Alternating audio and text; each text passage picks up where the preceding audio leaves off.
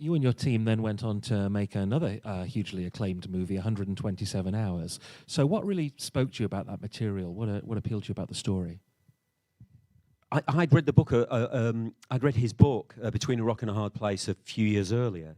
It was given to me by Francois Invenal, who runs Pathé and is a climber himself. And I love climbing books. I don't climb, but I love the climbing books. Like the Joel Simpson books are amazing, I think. Recommend them hugely. And I'd always had this idea that it was an action movie where the hero can't move. And I loved that dichotomy. And whenever I read the book, it felt like that. It was so, and yet he couldn't move.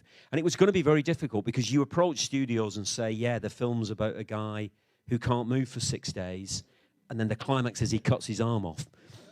And that's not going to be an easy sell. So we just cashed in. You get a chance with a success like Slumdog. You get a chance to play your Joker, really. And it was our Joker that we played, really. And fortunately, they let us make it, and we got Franco, who gives an amazing performance, and the film kind of found an audience. Not a huge audience, but it did find a decent audience, so we were very pleased to represent that story, yeah.